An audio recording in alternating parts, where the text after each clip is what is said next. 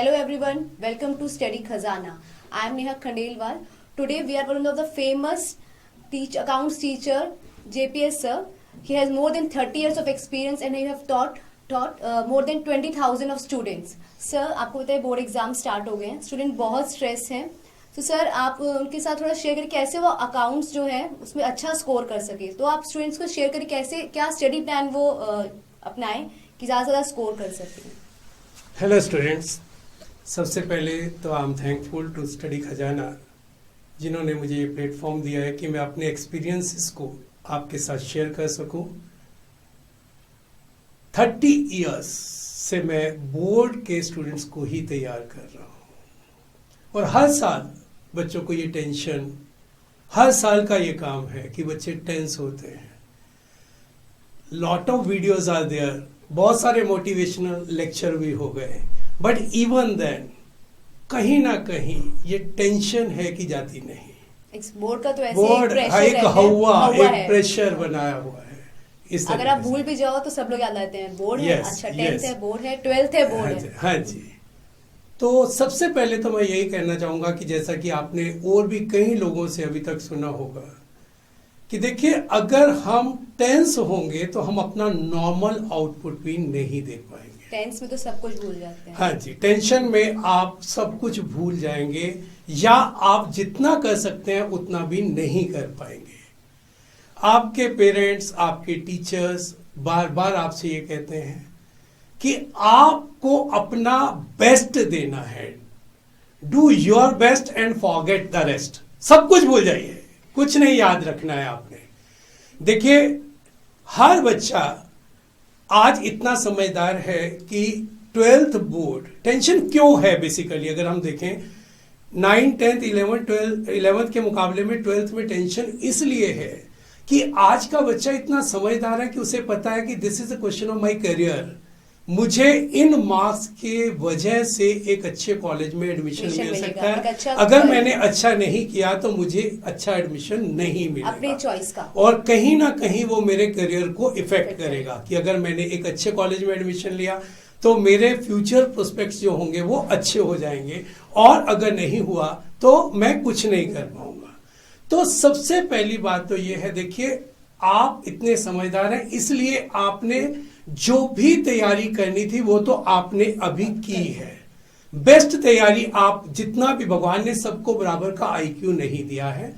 आपने अभी तक जो तैयारी की है अब उससे आगे कैसे अच्छे नंबर हम ले सकते हैं, आज बेसिक डिस्कशन हमारी इस बात पे होनी चाहिए.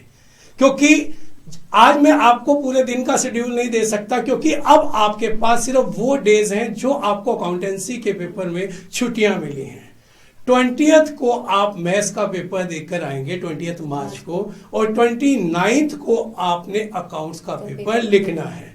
तो आज का सेशन में बेसिकली इन बातों की डिस्कशन में हम करना चाहेंगे कि उन दिनों में हम अपनी तैयारी कैसे करें, और सेकेंडली जो हमने तैयारी की है उन्हीं से हम किस तरीके से अच्छा स्कोर कर सकते हैं. क्योंकि मेरा ये मानना है से आपने और मैंने बराबर की तैयारी की है. इवन देन मैं आपसे ज्यादा अच्छा स्कोर कर सकता हूं अगर मैं प्लान करके पेपर को देता हूं. वो प्लानिंग क्या हो, वो प्लानिंग क्या हो, मैं अपने 30 सालों के एक्सपीरियंस से आज ये बातें आपके साथ शेयर करना चाहता हूं. सर ने बोला प्लानिंग बहुत जरूरी है. स्टडी प्लान के लिए सर ने कहा प्लान कुछ नहीं है क्योंकि you are the king of your mind. तो आपको प्लान खुद से करना होगा कि किस में आप बेस्ट दे सकते हैं. तो सर क्या रिवीजन टेक्निक स्टूडेंट्स को यूज करें, क्योंकि अकाउंट्स में स्कोरिंग सबसे ज्यादा स्कोरिंग सब्जेक्ट है वो, तो क्या वो अपनी रिवीजन टेक्निक रखे क्योंकि इतने सारे फॉर्मुलेज हैं, सब कुछ है. तो कैसे सर वो क्या रिवीजन टेक्निक रखे स्टूडेंट की बेस्ट से बेस्ट स्कोर कर सके और 100 ही स्कोर करे मैं कहूंगी. देखिए सब बच्चों के 100 नहीं आते हैं. एक कह कर भी हम किसी तरीके से डायरेक्टली और इनडायरेक्टली उनको टेंशन देते हैं. मैं फिर से कहूंगा कि डू योर बेस्ट, बेस्ट करिए. आप अगर क्वालिटी आपने पढ़ा है, आप प्लानिंग के साथ पेपर देते हैं, आपको बेस्ट रिजल्ट्स जरूर मिलेंगे. तो देखिए 3 बुक्स हैं हमारे पास, partnership account, company accounts and analysis of financial statement. मेरा अपना एक्सपीरियंस कुछ इस तरीके का है कि देखिए आप 20th को पेपर देकर आते हैं, एक बड़ा पेपर है मैथ्स का, एंड बहुत सारे बच्चे पूरी पूरी रात 19 को पढ़ते रहेंगे। और इस साल आपको बोर्ड ने थोड़ा फेवर भी दिया है कि बहुत सारी छुट्टियां मिल गई आपको, 29 को आपको अगला पेपर देना है। तो मैं तो ये कहूँगा कि 20th वाले डे तो आप एक कंप्लीट रेस्ट डे अपना रखें, पूरी तरीके से जो इतना बड़ा बर्डन आपके सिर से उतरा है, क्योंकि मैथ्स का पेपर देने के बाद एक रिलैक्स जरूर आप फील करते हैं। तो मैं तो कहूंगा कि उस दिन आप एक अच्छी नींद लें, जरूर लें, आपको रिफ्रेश करें नेक्स्ट प्रिपरेशन और के लिए। अगले दिन से ही अपने प्लान 20th को ही प्लान जरूर बना लें कि अगले दिन से ही आपने क्या शेड्यूल प्लान कर ले। 21st से कैसे प्रिपेयर करना है नेक्स्ट एग्जाम, 29 के एग्जाम के लिए, अकाउंटेंसी के एग्जाम के लिए कैसे प्रिपेयर करना है उसकी बात। 20 को भी नहीं पूरा दिन सोने में वेस्ट करें, थोड़ा एक प्लान बना लें कि कैसे 21st को स्टार्ट करना है अकाउंटेंसी प्रिपरेशन के लिए, कैसे स्कोर करना है। तो देखिए बच्चे, कोई भी रूल हर बच्चे के लिए सेम एप्लीकेबल नहीं हो सकता, क्योंकि आप में से कई बच्चों की स्ट्रेंथ पार्टनरशिप में अच्छी होगी, तो कईयों की कंपनी में, कईयों को एनालिसिस ऑफ फाइनेंशियल स्टेटमेंट अच्छा लगता होगा, और कईयों को वो बुक सबसे ज्यादा डराती भी होगी।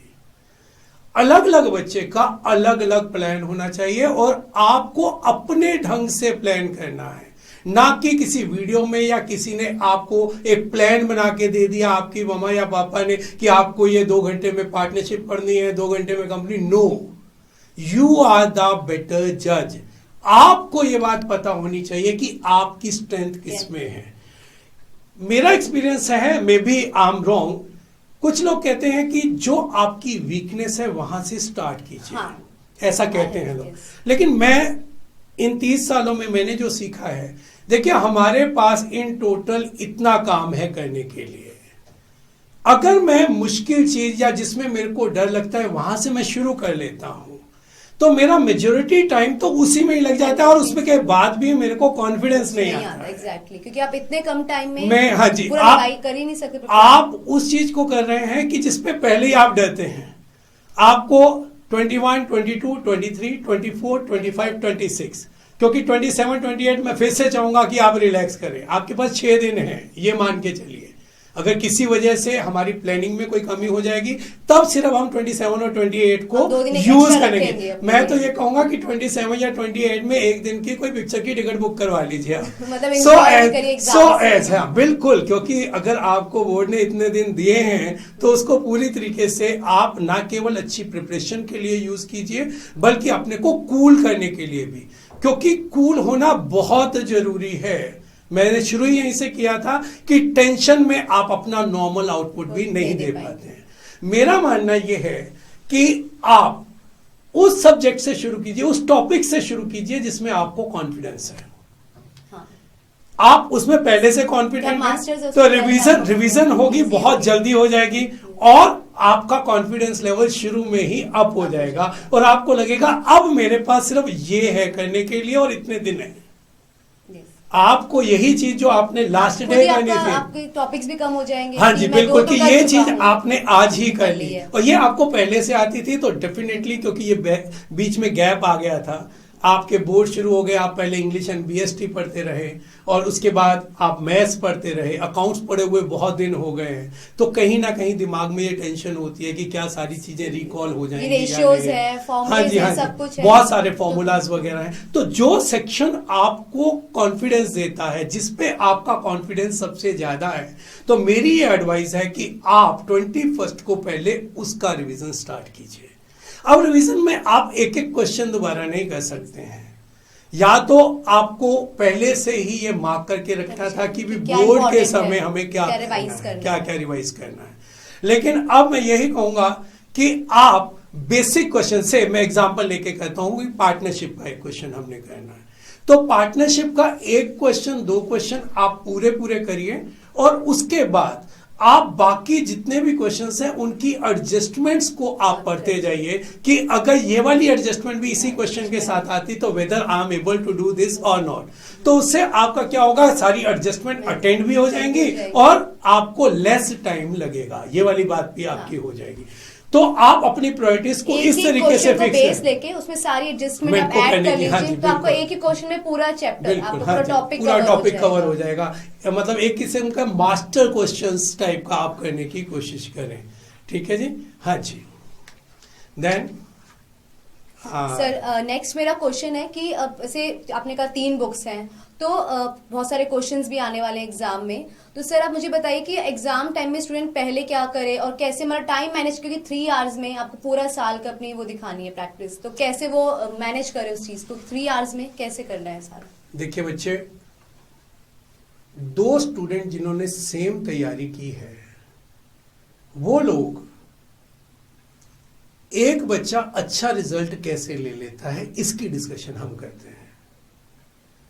आप लोगों ने, हर एक बच्चे ने ये प्रैक्टिस किया होगा कि जब लास्ट टाइम होता है, जब हमारी वॉच में सिर्फ 10 मिनट 15 मिनट रह जाते हैं, तो आपका हाथ बहुत जोर जोर से जल्दी जल्दी चलना शुरू होता है, स्पीड में, क्योंकि अब टाइम खत्म हो रहा है। और इसकी वजह से कई बार तो बच्चों का पेपर रह भी जाता है, छूट जाता है, क्योंकि इससे बुरी बात ही नहीं है। पेपर आपने पूरा साल मेहनत की, तैयार किया, लेकिन बाहर आके बच्चे कहते हैं पेपर लेंदी था, मेरा छूट गया, तो वो बच्चा तो अच्छा स्कोर कर ही नहीं सकता है। तो इसका यही वे आउट है। देखिए 80 मार्क्स का आपका अकाउंटेंसी का पेपर है और आपको 3 घंटे दिए गए हैं, दैट मीन 180 मिनट्स। 80 मार्क्स को 180 से रेशो बनाए, मैं तो कहूंगा कि 160 से रेशो बनाए। 20 मिनट्स आपके पास स्पेयर होने चाहिए रिवाइज करने के लिए। 80 और 160 की सीधी सीधी रेशो आती है 1:2, मींस कि आप 1 नंबर का क्वेश्चन 2 मिनट में कर सकते हैं, 3 नंबर का क्वेश्चन 6 मिनट में, 4 नंबर का क्वेश्चन 8 मिनट में, 8 नंबर का क्वेश्चन करने के लिए आपके पास 16 मिनट्स है। मींस दैट कि जो प्रेशर आप लास्ट में लेते हैं, वो प्रेशर आप पहले 1 घंटे के बाद ही अपने आप को दीजिए कि आपकी घड़ी में 1 घंटा हो गया है, तो आप चेक कीजिए कि क्या मैंने 30 नंबर का पेपर कर लिया है या नहीं कर लिया है, क्योंकि वहीं आपको पता लग जाएगा कि मेरा टाइम आउट चल रहा है या मैं टाइम में पूरा कर लूंगा। क्योंकि 1 घंटे में अगर आपने अभी तक 20 नंबर का पेपर ही किया है, तो चांसेस आर देयर कि आपका पेपर छूट सकता है। तो वो प्रेशर जो लास्ट 10 मिनट्स में आप लेते हैं, अभी से अपनी स्पीड को बढ़ाना शुरू करें। लास्ट में प्रेशर नहीं रहेगा, हाँ जी, बिल्कुल रहेंगे। बिल्कुल जी। तो दूसरी बात मैं ये कहना चाहूंगा कि पहले क्या अटेम्प्ट करें। बच्चे ये वाले क्वेश्चन भी करते हैं कि पहले क्या अटेम्प्ट करें, ज्यादा नंबर का क्वेश्चन पहले करना चाहिए या कम नंबर का क्वेश्चन करना चाहिए। एज एन एग्जामिनर अगर मैं पेपर चेक करता हूं, तो मैंने ये पाया है कि जो बच्चे सीरियल वाइज पेपर करते हैं, मैं उसकी चेकिंग में बड़ा प्लीज होता हूं, क्योंकि मुझे बार बार मार्किंग स्कीम को आगे पीछे नहीं करना पड़ता है। मैं सिंपली एक के बाद दूसरा, दूसरे के बाद तीसरा, इस तरीके से मैं करता रहता हूं। अगर आपको कोई क्वेश्चन नहीं आता है तो आप उसको स्किप कर सकते हैं और बाद में उस पर वापस आ सकते हैं, लेकिन जहां तक हो सके, देखिए आपको सारे क्वेश्चन करने हैं, ये तो है नहीं कि कोई छोड़ के जाना है। तो इसलिए आप अपने सीरियल वाइज ही उनको क्वेश्चंस को करिए जहां तक हो सके। अपनी प्रेजेंटेशन को बहुत अच्छा कीजिए। कई बार क्वेश्चन 1 वर्ड का आंसर होता है, yes, never give 1 word answer, क्योंकि कई बार वो चेक होने से ही रह जाता है। आपने कहीं नीचे लिख दिया क्वेश्चन नंबर 5 आंसर यस, उसने 4 चेक किया, पेज टर्न किया और अगला क्वेश्चन वो चेक होने से ही रह गया। आपको कभी भी 1 वर्ड में आंसर नहीं देना, yes due to this reason पूरा दीजिए। और हर एक क्वेश्चन के बाद पूरी एक लाइन लगाइए, सो एज की अलग से वो रिफ्लेक्ट हो सके अपने। हाँ यस, और क्वेश्चंस के जहां जहां वर्किंग नोट्स रिक्वायर्ड हैं, नोट्स रिक्वायर्ड हैं, इन सारी चीजों को अगर आप ध्यान रखेंगे, मेरी आपको बेस्ट विशेष हैं कि अगर आप टाइम मैनेजमेंट अच्छा करते हैं, आप अपनी प्रेजेंटेशन अच्छी करते हैं इस तरीके से कि सारे आंसर्स आपके चेक हों, उनको प्रॉपरली। अच्छा, एक और छोटी सी लास्ट में बात जरूर कहना चाहूंगा कि कई बार कई क्वेश्चन इस तरीके के होते हैं कि जो नॉर्मली हमें अकाउंट बनाने के लिए कहते हैं, लेकिन बोर्ड में कह दिया जर्नल एंट्री करें। हम क्वेश्चन को पढ़ते ही नहीं है कि पूछा क्या गया है, तो हमें जो आदत पड़ी हुई है हम वही कर आते हैं। तो आपको ये बहुत ध्यान से 15 मिनट बोर्ड आपको देता है ये पढ़ने के लिए कि क्वेश्चन में पूछा क्या गया है। तो आपको बहुत ही ध्यान से इन बातों को पढ़ना है कि क्वेश्चन में पूछा क्या गया है और उसके अकॉर्डिंगली आपको आंसर देना है। मतलब क्वेश्चन बहुत ध्यान से पढ़ो अटेम्प्ट करने से पहले। हाँ जी, नीट एंड क्लीन आंसर हो, proper working notes and notes हो। जहां पर भी आप कुछ अजम्पशन कर रहे हैं तो जरूर आपको वो अजम्पशन साथ में लिखनी है कि इस अजम्पशन की वजह से मेरा ये आंसर है। मतलब प्रॉपर अगर हाँ जी। आंसर होगा तो मैम का ठीक क्यों करेंगे? जरूर जरूर आपको पूरे नंबर मिलेंगे। तो सर एक क्लास में आप क्या मैसेज देना चाहेंगे हमारे स्टूडेंट्स को, पेरेंट्स को और टीचर्स को कि कैसे डील करें बोर्ड एग्जाम से? क्योंकि बोर्ड देखिए- एग्जाम टीचर्स का भी है। देखिए, Parents मैसेज का की भी। जगह मैं विशेष देना चाहूंगा, पेरेंट्स को भी विश करना चाहूंगा कि उन्होंने भी बहुत टेंशन झेली है पूरा साल, क्योंकि जिनके बच्चे बोर्ड में हैं तो उन पेरेंट्स को भी पूरी टेंशन होती है। फिर भी आप लोग समझदार पेरेंट्स की तरीके से बिहेव कीजिए, बच्चों को बेस्ट करने के लिए कि कहिए, ना कि उनसे कहिए कि बहुत ज्यादा स्कोर करना है। बच्चों को मैं फिर से ये कहूंगा कि देखिए, कहीं दुनिया खत्म नहीं होती है, आप अपना बेस्ट कीजिए। जो आप स्कोर करेंगे तो डेफिनेटली उसके हिसाब से जो भी ऑप्शंस आपके पास होंगी उनमें से बेस्ट ऑप्शन चूज कीजिए। स्काई इज द एंड, कहीं पर भी ऑप्शंस खत्म नहीं होती हैं। टेंशन को अपने दिमाग से निकाल दीजिए, सिर्फ और सिर्फ अपनी मेहनत पर और अपने माता पिता पर, टीचर्स पर और भगवान पर भरोसा कीजिए। डेफिनेटली आप बहुत अच्छा स्कोर करेंगे। मेरी ये सभी स्टूडेंट्स के लिए विशेष हैं। मैं इन्हीं वर्ड से अपने थैंक्स फॉर शेयरिंग सर, अपनी इतनी वैल्यूबल गाइडेंस दी स्टूडेंट्स को। तो सर ने कहा कि अपने आप पर ट्रस्ट रखो और एक बिल्कुल फ्रेश होकर एग्जाम दो, कुछ डरने की जरूरत नहीं है। That's all for today. Thanks for watching this video. Stay connected, stay tuned.